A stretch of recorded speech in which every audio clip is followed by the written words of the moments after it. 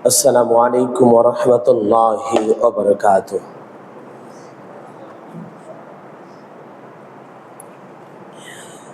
إن الحمد لله الذي أكرم الذي خلق الإنسان وكرمه وعلمه بيان ما لم يعلم فسبحان الذي لا إحصاء امتنانه من اللسان ولا بالقلم ونشهد أن لا إله إلا الله وحده لا شريك له ونشهد أن سيدنا وإمامنا وقدوتنا وطبيبنا محمد صلى الله عليه وسلم وشر الأمور محدثاتها وشر الأمور أوسطها وكل محدثة بدعة وكل بدعة ضلالة وكل ضلالة في النار وداعيا إلى الله بإذنه سراجا منيرا أما بعد فقد قال الله تعالى في كلامه المجيد والفرقانه الحميد أعوذ بالله من الشيطان الرجيم بسم الله الرحمن الرحيم وقال الرسول يا رب إن قوم اتخذوا هذا القرآن مهجورا وكذلك جعلنا لكل نبي عدوا من المجرمين وكفى بربك هديا ونصيرا قال الله تعالى في شان حبيبه إن الله وملائكته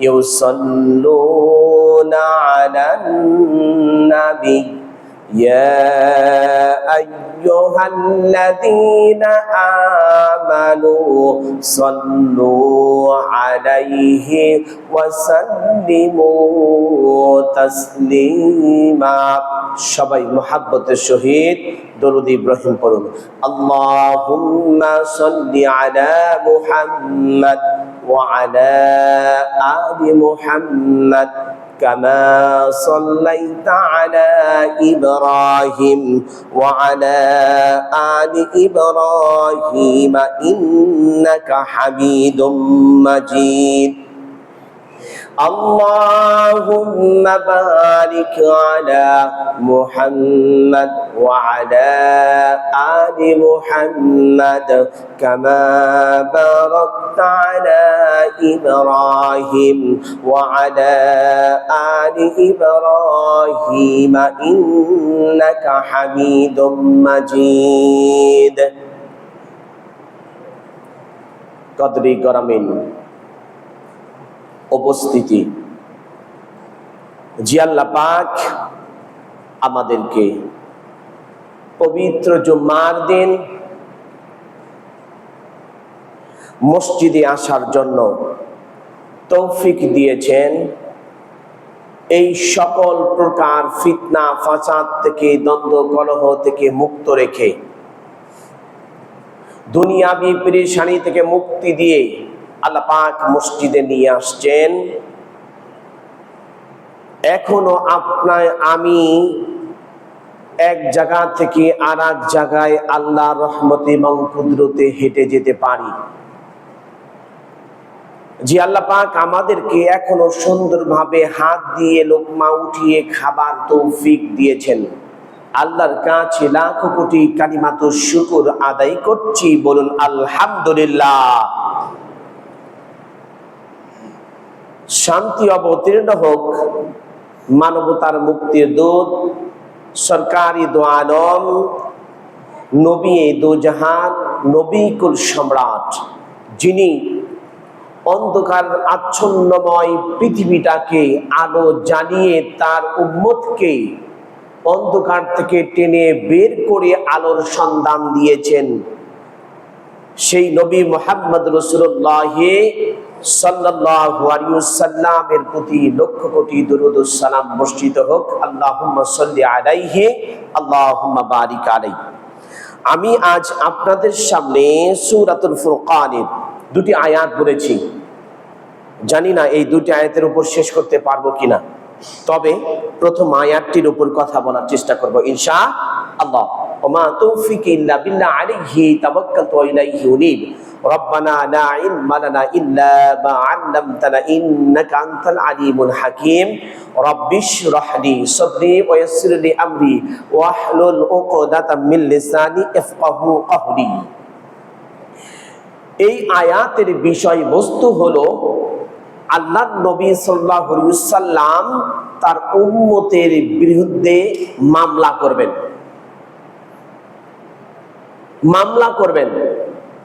এখন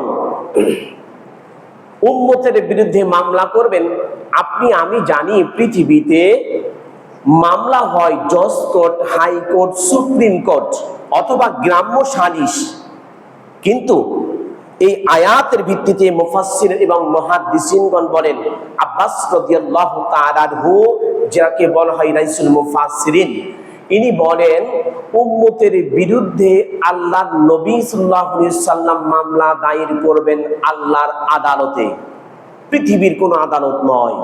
যেখানে আপনি আমি দেখতে পাই পৃথিবীর আদালতে টাকা দিয়ে সত্যকে মিথ্যা বানানো যায়, মিথ্যাকে সত্য বানানো যায়, বলেন ঠিক কিনা?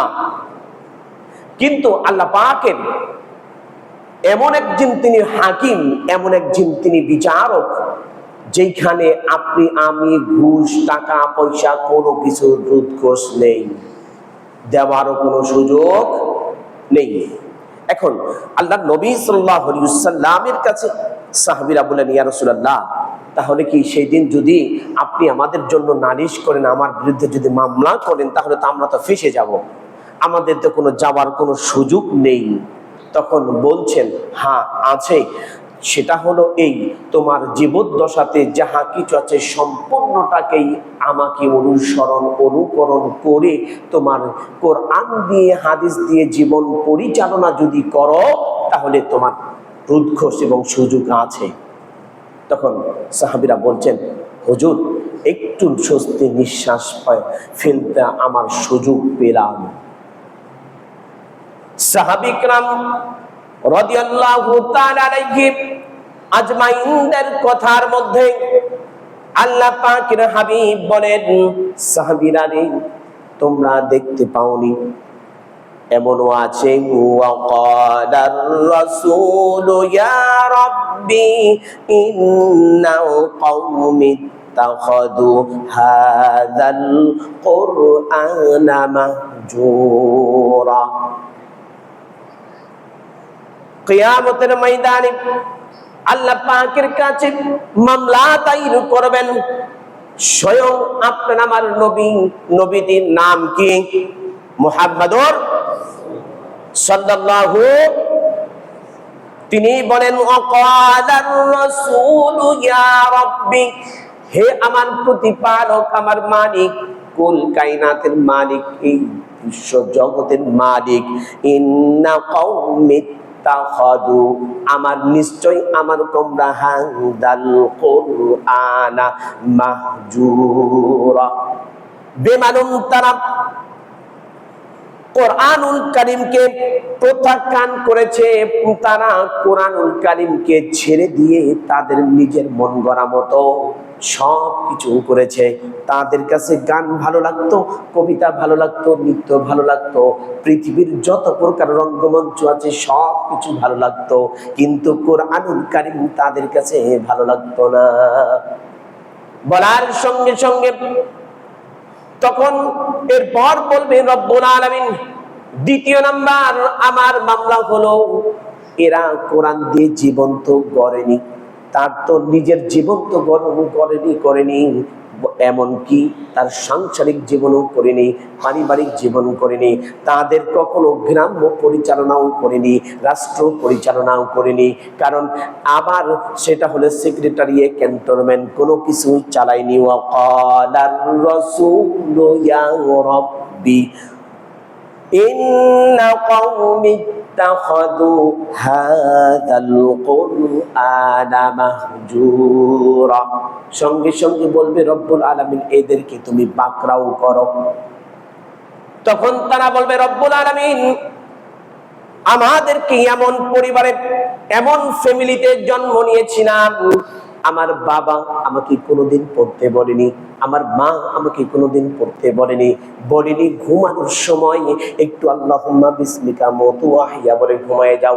বাবার এই ঘুম থেকে যখন উঠবা আলহামদুলিল্লাহিল্লাযী আহইয়ানা বা'দামা আমাতানা ওয়া ইলাইহিন নুশুর, তোমরা এই কথা বলে ওঠো যে আল্লাহ পাক তোমাকে মৃত্যুবরণ করার দিয়েছেন, ঘুম পাড়িয়ে দিয়েছেন, সেই আল্লাহ পাকই জিন্দা করেছেন। বলেন ঠিক কিনা? আপনি আমি এরপরে আল্লাহ পাক হাবিব বলবেন রব্বুল আলামিন এরা কেমন দেখেন, আপনি আমি বলছি একজন মুমিনের ঘরে যে মুমিন হবে এটাও না, আর মুমিনের স্যারের ঘরে যে স্যার হবে, মাস্টারের ছেলে যে মাস্টার হবে, হুজুরের ছেলে যে হুজুর হবে, মুহাদ্দিসের ছেলে যে মুহাদ্দিস হবে, বিচারকের ছেলে যে বিচারক হবে, এমনও নয়। তবে আল্লামা ইকবাল বলেন মাইনে মুমিন সুয়ে মুমিন নেশাওয়াত, মাইনে কাফের সুয়ে কাফির নেশাওয়াত, কবুতর বাজি বাবা।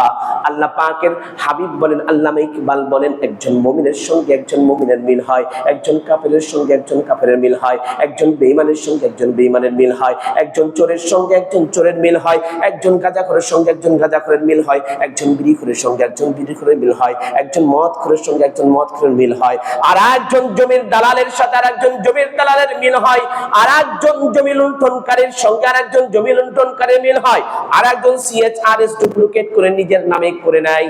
ঠিক দেখবেন একই সময় আর একজনের সঙ্গে মিল হয়, একজন ভালো মানুষের সঙ্গে একজন ভালো মানুষের মিল হয়, একজন হল কেলেঙ্কারির সঙ্গে আর একজন হল কেলেঙ্কারির মিল হয়, আর একজন অর্থ সম্পদ পাচারকারীর সঙ্গে আর একজন অর্থ সম্পদ পাচারকারীর মিল হয়, আর একজন মৃত্যুকের সঙ্গে আর একজন মৃত্যুকের মিল হয়, আর একজন মিথ্যা সাক্ষী বলার সঙ্গে আর একজন মিথ্যা সাক্ষীর মিল হয়। বলেন ঠিক কিনা?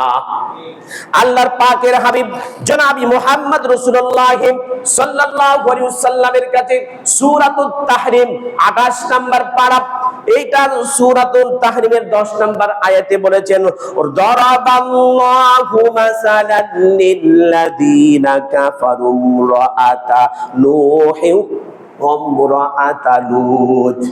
আল্লাহ পাক বলেন আপনি আমি তো বিবাহ করছি সুন্দর করে দেখে শুনে, তার 14 গোষ্ঠীর হাল হকিকত শুনে, তার বাবা কি করে তার মা কি করে সব কিছু দেখেন।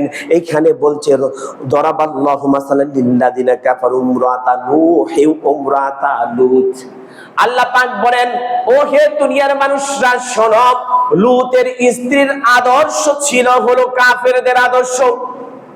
একজন নবী হয়ে আটকিয়ে যাবেন, আপনার আমার আদর্শ কেমন ভাবে করছি, কিভাবে করছি দেখেন। আপনার আমার আদর্শ আমার দাদার আদর্শ মানি, আমার বাবার আদর্শ মানি, আমার নানার আদর্শ মানি, পৃথিবীর যত প্রকার আদর্শ আছে সব আদর্শ মানি। মুহাম্মদ রাসূলুল্লাহ সাল্লাল্লাহু আলাইহি ওয়াসাল্লাম বলেন যদি আমার আদর্শ মানে, যদি আমার অনুসরণ করে তাহলে মৃত্যুর 40 দিন আগে জান্নাতের সুঘ্রাণ দিয়ে মৃত্যু দিবেন। তিনি কে?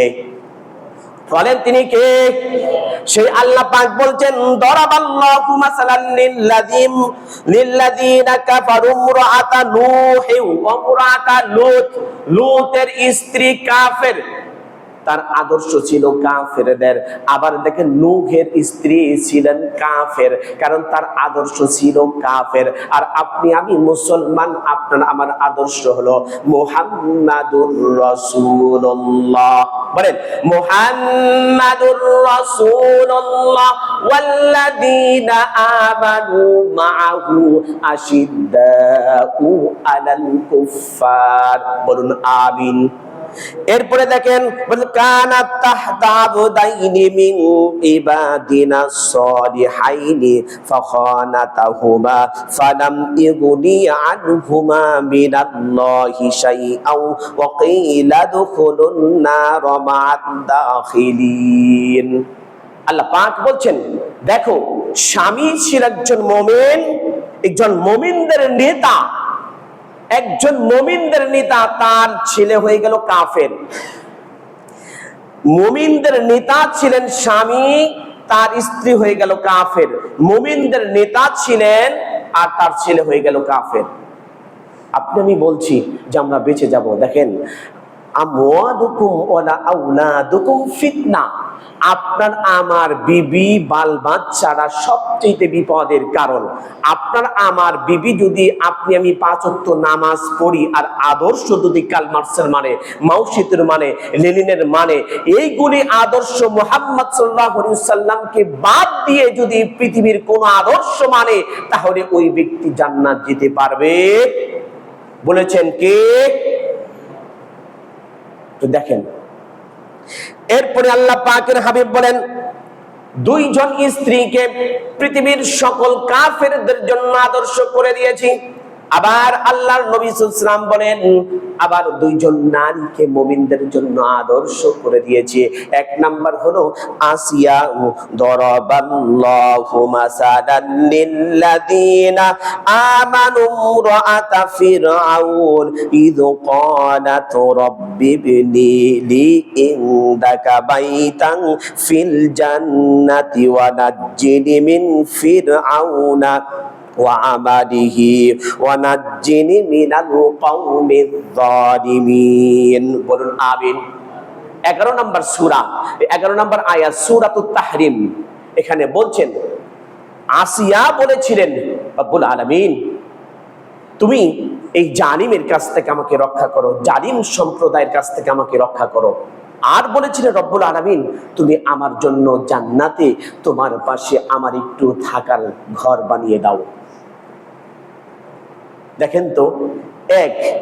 2 নাম্বার হলো মারিয়াম আলাইহিস সালাতুস সালাম, যিনি ছিলেন রূহানা ফাতামাসসানা লাহা বাশারান সাবিয়্যা।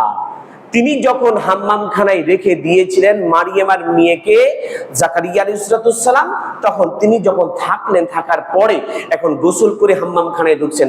পুরুষের বেশে যখন ফেরেশতা আসছেন, এখন দেখছে মানুষের মতোই দেখতে, তখন দেখছে রূহানা ফাতামাসসানা লাহা বাশারান সাবিয়্যা। তখন বলছেন, আমি শর্ট বলছি, ফু দিব, ফু দেওয়ার পরে তোমার গর্ভে বাচ্চা আসবে, তখন এই বাচ্চা একজন নবী হবে। তাহলে আপনি আমি বুঝতে পারলাম একজন হুজুরের ঘরের থেকে আর একজন হুজুর জন্ম নেয় না, তাকে তৈরি করতে হয়। একজন স্যারের ঘর থেকে একজন স্যার জন্ম নেয় না, স্যার তৈরি করতে হয়। একজন আলিমের ঘর থেকে আর একজন আলিম হয় না, আলিম তৈরি করতে হয়। একজন নেতার ঘর থেকে একজন নেতা হয় না, নেতা তৈরি করতে হয়।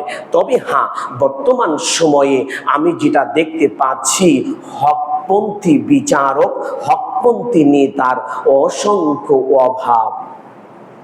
বলেন তো মিথ্যা বলেছি? কথা বলছেন না যে মিথ্যা বলেছি? বিচার করেন। আমি মহল্লার মধ্যে যাওয়া লাগবে না, আপনার সংসারে, আপনার ফ্যামিলিতে আপনি বিচার করেন তো। বিচার করে দেখেন, আপনার ফ্যামিলিতে আপনি বিচার করে দেখেন কি বলছেন। একটি আদর্শের জন্য যদি তাকে যদি জাহান্নামে যেতে হয়, আল্লাহ যদি আপনার আমার বিরুদ্ধে মামলা করে আল্লাহ নবী আল্লাহর আদালতে, বলেন তো সেই আদালতে ঘুষ দেওয়ার কোনো সুযোগ আছে? কথা বলেন, আছে? তাহলে যে আল্লাহ সুযোগ দিচ্ছেন না, পাচ্ছি না, তাহলে আপনার আমার জীবনটা কোরআন দিয়ে যদি গঠন করি, মৃত্যুর 40 দিন আগে জান্নাতের সুঘ্রাণ দিবেন তিনি কে? দেখেন, এখন আমরা পৃথিবীতে কিভাবে ভালোবাসি, কিভাবে অনুকরণ করে আদর্শ মানি। আল্লাহর নবী সাল্লাল্লাহু আলাইহি ওয়াসাল্লামের সাহাবীরা বলছেন, ইয়া রাসূলুল্লাহ, আমরা পৃথিবীতে কিভাবে অনুকরণ করব আপনি আমাদেরকে বলে দিন। আল্লাহর নবী সাল্লাল্লাহু আলাইহি ওয়াসাল্লামের কাছে কোরআনুল কারীমের আয়াত নাযিল করলেন, কুল ইন কুনতুম তুহিব্বুনাল্লাহা ফাত্তাবিউনি ইউহিব্বুকুমুল্লাহু ওয়া ইয়াগফির লাকুম যুনুবাকুম ওয়াল্লাহু গফুরুর রহিম। রাসূল আমার আলোর আশা, রাসূল আমার ভালোবাসা, রাসূল আমার প্রেম বিরহের মূল আলোচনা, রাসূল আমার কাজে কর্মে অনুপ্রেরণা। বলুন আমিন। আল্লাহ নবী সাল্লাল্লাহু আলাইহি ওয়াসাল্লাম বলছেন, হে নবী আপনি বলুন, ইন কুনতুম তুহিব্বুনাল্লাহ, আমি আল্লাহ যদি আমাকে ভালোবাসতে চাও, ফাত্তাবিউনি ইউহিব্বুকুমুল্লাহ, এর পূর্বে নবী তোমাকে ভালোবাসতে হবে, তোমাকে অনুসরণ করবে। তাবাইন 3টি অক্ষর, একটি শব্দ গঠিত। অনুসরণ করা, একজন ব্যক্তি যেমন হেঁটে হেঁটে যেভাবে যায়, আপনি পিছন পিছন যেভাবে অনুসরণ করেন তাকে গোয়েন্দার মতো, ঠিক তেমনি ভাবে অনুসরণ করতে হবে। আল্লাহ পাক অন্যত্তরে বলেন, ওয়া মিনান নাসি মান ইয়াত্তাখিযু মিন দুনিল্লাহি আনদাদা ইউহিব্বুনাহুম কাহুব্বিল্লাহ। আল্লাহ পাক বলেন, পৃথিবীর মানুষরা যেভাবে আত্তাকিদুনা মিন দুনিল্লাহি, যেভাবে পৃথিবীতে যারা ভালোবাসে আল্লাহকে বাদ দিয়ে তারা যে অনুকরণ করছে, সবগুলো বাতিল এবং ফিরকাবন্দীদের। নবীজি বলেন, ওই ব্যক্তিরা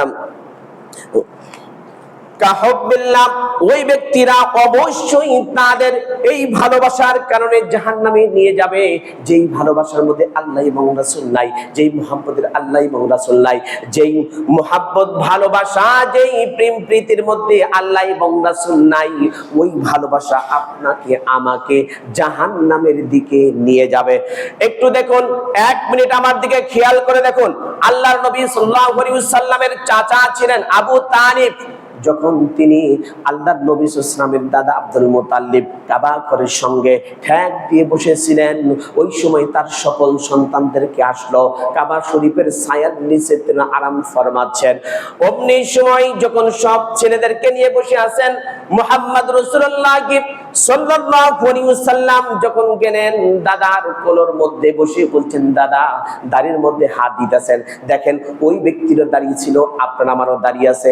ওই ব্যক্তিরাও কাবা শরীফের মালিককে স্মরণ করত, আপনি আমি মালিককে স্মরণ করি, ওই ব্যক্তিরা মালিককে স্মরণ করত, ওই ব্যক্তিরা মালিকের হুকুম মানত, কিন্তু নবী যে মুহাম্মদ সাল্লাল্লাহু আলাইহি ওয়াসাল্লামকে অনুসরণ করত না। অনুকরণ না করার কারণে, তার আদর্শ না মানার কারণে আমরা পৃথিবীতে আদর্শ মানছি মাও সেতু, কার্ল মার্কসের। এমনি করে পৃথিবীতে যত প্রকার আদর্শ আছে সব আদর্শ মানি, কিন্তু নবীজির একটা আদর্শ মানি না। আমি আবু তালিবের জীবনী পড়লাম গত রাত্রে, পুরোটা A to Z পড়ার পর আমি যেটুকু পাইলাম, তার মধ্যে তিনি করছেন, ওইখানে যখন কাবা শরীফের ওখানে বসানো, তখন দৌড়িয়ে আসছেন, দাড়ির মধ্যে হাত দিচ্ছেন, মাথার মধ্যে চুলের মধ্যে হাত দিচ্ছেন, বিড়ি কাটছেন। তখন বলছেন, দাদা ভাই তুমি কি বলছো? তখন বলছেন, দাদা গো, এই যে তোমার ছেলেদের কি আছে, সব ছেলেরা কি হক পথে চলে? তিনি কি হক কথা মানে, হক ভাবে বিচার করে? তখন বলছেন, দেখো তোমরা সকলেই সব কথা বলতে পারছো না, কিন্তু আমার কলিজার টুকরা নাতি, আমার সন্তান হারা এতিম একজন নাতি কত সুন্দর সুন্দর কথা বলছেন। ও আমার সন্তানরা শোনো, এই একদিন এমন একজন ব্যক্তি হবে, আমার মন বলছেন এই পুরো পৃথিবীটার মধ্যে সব সময় তার নাম জপবে, জানেন মুহাম্মাদুর রাসূল। সাল্লাল্লাহু আলাইহি ওয়াসাল্লাম এরপরে ওখানে থাকলেন। তারপর যখন তিনি মরদে মউতে মুবতালা হয়ে গেলেন আব্দুল মুতাল্লিব তখন তার ছেলেকে ডাক দিয়ে আবু তালিবকে বলছেন, আবু তালিব রে, তুমি আমি মারা যাওয়ার পর তুমি আমার এই নাতিকে তোমার নিজের সন্তানের মতো মানুষ করবা। যখন এই কথাটি বললেন, দাদা পৃথিবীর থেকে এই বিদায় হয়ে গেলেন। শর্ট করলাম, বিদায় হয়ে গেলেন। বিদায় হয়ে যাওয়ার পর যখন তার ছেলে আলী তাকে এক বিছানায় রাখি আর মুহাম্মদ সাল্লাল্লাহু আলাইহি ওয়াসাল্লামকে সারা শরীরের মধ্যে রাখে। কারণ আপনি আমি দেখতে পাই যে আপনার আমার বাচ্চা যেটা সুন্দর তাকে বুকের মধ্যে করে নিয়ে ঘুম পাড়াই, গরম হোক আর শীতের গরম হলে বুকের মধ্যে শোয়াই দেই, আবার বাতাস করে তাকে কাছে জড়িয়ে ধরে নেই, দাদা এইদিকে আসো, বাবা এইদিকে আসো। এমনি করে যখন আমরা নিয়ে নেই কাছে নিয়ে ঘুম পাড়াইতাছি, হাদিস প্রমাণ করে, তাফসীর প্রমাণ করে, 1 নয় 2 নয় 18টি তাফসীর প্রমাণ করে আল্লাহর নবী সাল্লাল্লাহু আলাইহি ওয়াসাল্লামকে এত ভাবে ভালোবাসছেন তাকে এমন জায়গায় নাই সেই জায়গাতে আবু তালিব চুমা দেয় নাই। আল্লাহর নবী সাল্লাল্লাহু আলাইহি ওয়াসাল্লাম বলেন তাকে সুন্দর করে যখন লালন পালন করলো, লালন পালন করার পর যখন তার মরদে মউতে মুবতালা হয়ে গেলেন, এমনি সময় সকল নেতারা সামনে আসছে। আবার দেখেন, আবার একটি গানা বাজনা বাজছে, সামনে নির্বাচন আসছে। দেখবেন নেতার আর অভাব নাই। সকল নেতা যে নামাজ না পড়ে তার মাথাও দেখবেন 6 হাত একটা উঁচু টুপি থাকবে, তার মুখ পকেটের মধ্যে রুমাল থাকবে, তার কাছে টিস্যু জামা পাঞ্জাবি থাকবে, তার কাছে আতর থাকবে, মিসওয়াক থাকবে। এটা হলো পট্টি বেড়েছে, বলেন ঠিক কিনা? ওর ভোটের দরকার, আসলে ইমানি হালত নয়, বলেন ঠিক কিনা? এইটা হলো আল্লাহর নবী জনাবি মুহাম্মদ রাসূলুল্লাহ সাল্লাল্লাহু আলাইহি ওয়াসাল্লাম বলেন, বুখারী মুসলিমের হাদিস, যখন চতুর্দিক দিয়ে বসছেন, এমন কি আল্লাহর নবীকে বসতে দিচ্ছেন না আবু জেহেল। দেখেন যখন বসতে দিচ্ছেন না, না দেওয়ার কারণটা হলো যে এইখানে যদি আমার নেতাকে যদি ড্রাই ফেড করে ফেলে, অমুক জনের সঙ্গে কথা বলা যাবে না, অমুক এইটা করা যাবে না, সেইটা করা যাবে না। কারণ করলে যদি তাকে ড্রাই ফেড করে বলে, কোরআনের দিকে যদি নিয়ে নেয়, হাদিসের দিকে যদি নিয়ে নেয়, আল্লাহ এবং তার রাসূলের দিকে যদি মুখ করে ফেলে, তাহলে আমার খাও দাও মস্তি বড় ইং ড্রিং ক্যান বি মেরি, তাহলে আমাদের আনন্দ ফুর্তি সবগুলি শেষ হয়ে যাবে, বলেন ঠিক কিনা? আপনি আমি দেখেন, আমরা আপনি আমি দেখতে পাই, এটাই হলো আল্লাহর নবী সাল্লাল্লাহু আলাইহি ওয়াসাল্লাম বলছেন, চাচা, সকল নেতারা বলছেন, নেতা গো তুমি একবার তোমার ভাতিজাকে বলো লা ইলাহা ইল্লাল্লাহ এই দাওয়াতটি বন্ধ করতে। তখন বলছেন, ভাতিজা দেখো সব নেতারা বলছে তুমি লা ইলাহা ইল্লাল্লাহ দাওয়াতটা বন্ধ করো, তাহলে কোথায় সমস্যা হয়ে যায়। তখন বলছেন, চাচা গো শোনো, আল্লাহি আল্লাহর কসম করে বলছি, আমার দেহের মধ্যে যতক্ষণ পর্যন্ত শ্বাস প্রশ্বাস চলবে ততক্ষণ পর্যন্ত আল্লাহকে আমি ভুলে যেতে পারি। বলেছেন কে? মুহাম্মদ রাসূলুল্লাহ সাল্লাল্লাহু আলাইহি ওয়াসাল্লাম। যখন এই কথাটি বলছেন তখন বলছেন, ভাতিজা তুমি কি আমার কথা শুনবা না? তখন আল্লাহর নবী সাল্লাল্লাহু আলাইহি ওয়াসাল্লাম ওইখান থেকে বলছেন, চাচা তুমি বলো লা ইলাহা ইল্লাল্লাহু ফাদাখালাল জান্নাহ। বুখারী মুসলিম শরীফের হাদিস, তিরমিজি, নাসাঈ, আবু দাউদ, ইবনে মাজাহ। আল্লাহর নবী সাল্লাল্লাহু আলাইহি ওয়াসাল্লাম যখন বলছেন, চাচা লা ইলাহা ইল্লাল্লাহ পড়ো, আমি তোমাকে সুপারিশ করে জান্নাত নিয়ে যাব। তখন ওইখানে চাচা বলতেছেন না, মুখটা ফিরিয়ে নিলেন। আল্লাহর নবী ওইখান থেকে মুখটা মলিন করে উঠে চলে গেলেন। এখন আপনার আমার এইটার মধ্যে শিক্ষণীয় বিষয় আছে। একবার 1 মিনিট আমার দিক তাকান, আমি বার করছি কি করছি আমি। আল্লাহর নবী সাল্লাল্লাহু আলাইহি ওয়াসাল্লাম ওইখান থেকে উঠে চলে গেলেন। যাওয়ার পর বলতেছেন, এক সাহাবী গিয়ে বলছেন, ইয়া রাসূলুল্লাহি হাবিবাল্লাহ, আপনার চাচা তো পৃথিবী থেকে বিদায় নিয়েছে। যখন বিদায় নেয় তখন আমি ঠোঁটটা লড়তে দেখেছি। তখন বলছেন, আমি মুহাম্মদ রাসূলুল্লাহ সাল্লাল্লাহু আলাইহি ওয়াসাল্লাম আমি ঠোঁট লড়তে দেখিনি, বলতেও দেখিনি, আমি বলতেও দেখিনি শুনিনি, বলতেও দেখিনি শুনিনি, বলতেও দেখিনি শুনতিনি, সুতরাং আমি জানি না। ভাবেন, একবার ভাববার বিষয় আছে।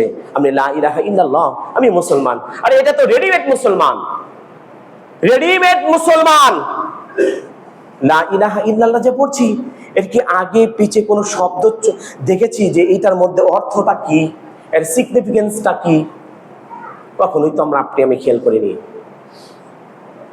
তখন চাচাকে যখন সবকিছু করে কবরে শাহিদ করে দেওয়া হলো, শাহিদ করে দেওয়ার পর এই যে দেখেন আরেকটা আছে, আমাদের মতো কাঠ মোল্লা, আবার অনেকে বলে আমাদেরকে নাকি কাঠ দিয়ে বানাইছে। আচ্ছা, বানাইতেও পারে, আল্লাহ পাকের ইচ্ছা, আল্লাহ চাইলে সবকিছু সম্ভব, বলে ঠিক কিনা?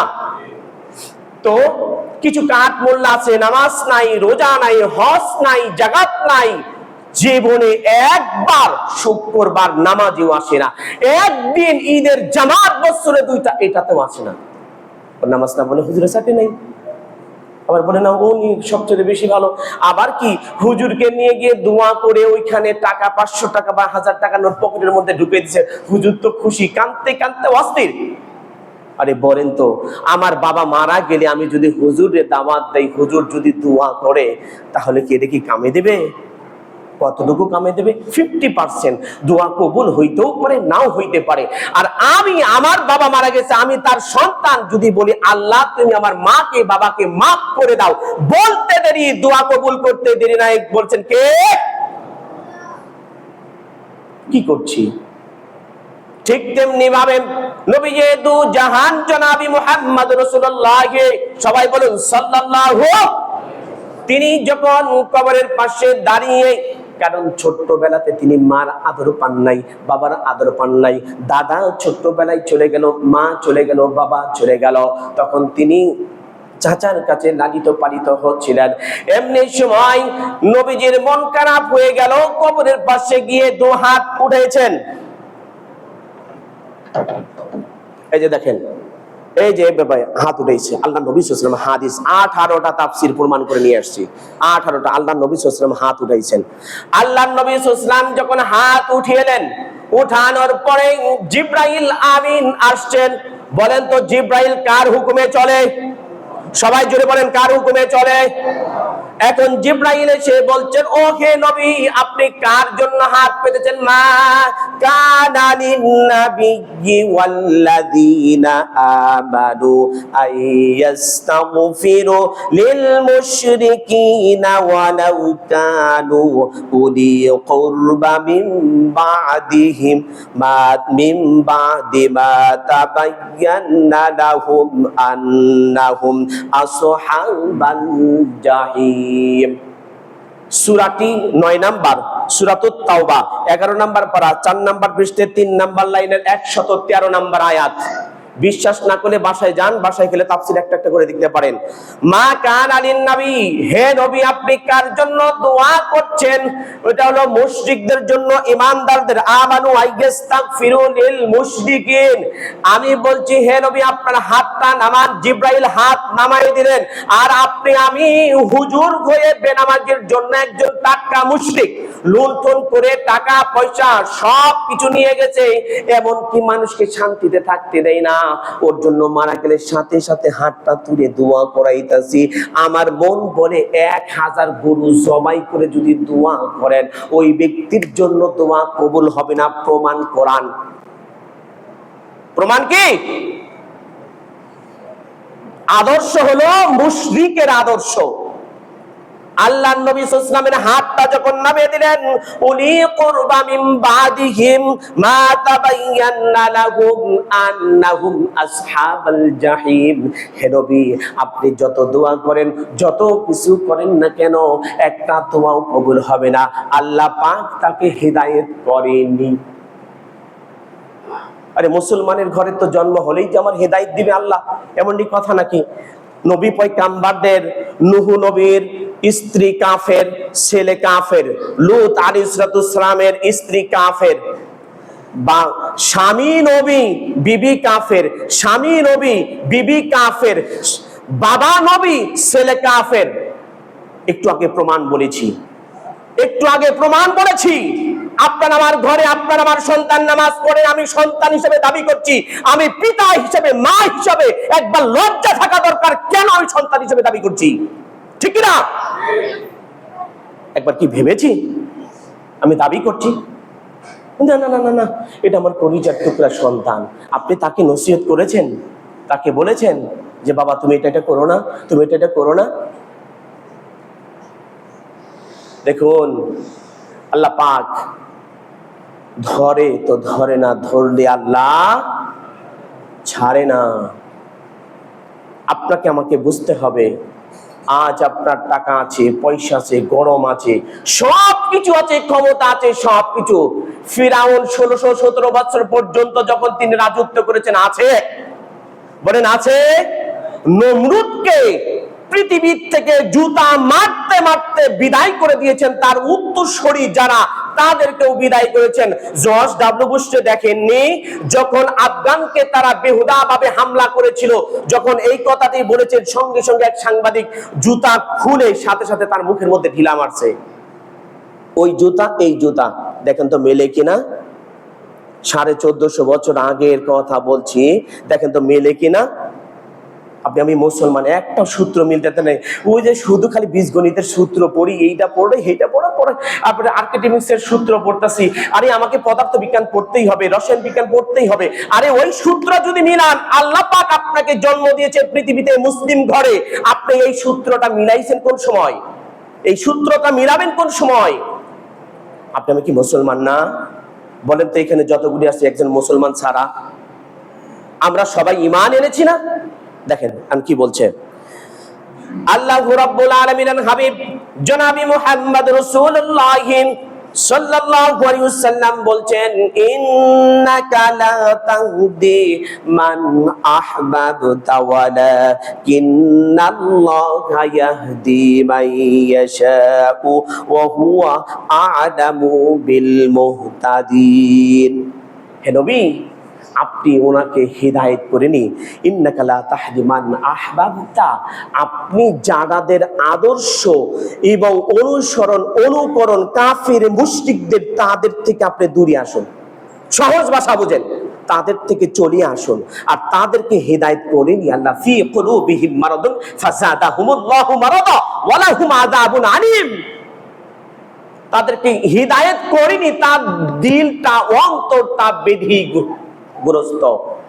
এক ঘটনার যেগুলি পয়েন্ট, আল্লাহ নবী সাল্লাল্লাহু আলাইহি ওয়াসাল্লামকে এত ভালোবাসার পরেও তার শেষ শাস্তি হবে কি জানেন? তার জাহান্নামের মধ্যে সবথেকে ছোট একটি শাস্তি। সবাই 1 মিনিট আমার দিকে তাকানোর জন্য সবাইকে বলছি, 1 মিনিট। তার ছোট্ট শাস্তি হলো বুখারী মুসলিমের হাদিস, আব্বাস রাদিয়াল্লাহু তাআলা আনহু রাইসুল মুফাসসিরিন যিনি, উনি বলেছেন আবু তালিবের ছোট্ট শাস্তি হলো যে আল্লাহ নবী সাল্লাল্লাহু আলাইহি ওয়াসাল্লামের শরীরে মশা মাছি বসা পর্যন্ত হারাম ছিল, হারাম করে দিয়েছেন আল্লাহ পাক। তার শরীরে কখনো বসেনি মশা, মাছিও বসেননি। তো তার শরীরের সঙ্গে শরীর লেগেছে, এই জন্য তার শরীর ঠিক থাকবে, তাকে আগুনের জুতা পরিয়ে দিবে। যেমন ঘুল খেয়ে বাঁশটাকে ভিতর উপরটাকে ঠিকঠাক থাকে, ভিতর দিয়ে উই পোকা খেয়ে একদম তছনছ করে ফেলে। যখন আপনি ধাক্কা দিয়েছেন, আপনি সহ পড়ে গেছেন। ঠিক এমনি ভাবে আবু তালিবের যখন পায়ের মধ্যে জুতা পরে দিবে, আগুনের শিখা পা দিয়ে উঠে উঠে নাক কান দিয়ে বিয়ে বিড়ে একদম পট পট করে আওয়াজ করে ফুটে বের হয়ে চলে যাবে। আল্লাহু আকবার। কিভাবে আপনি আমি জাহান্নামের মধ্যে থাকবো? এটা হলো জাহান্নামের সবচেয়ে ছোট শাস্তি। কি শাস্তি? সবাই বলেন কি শাস্তি? ছোট শাস্তি।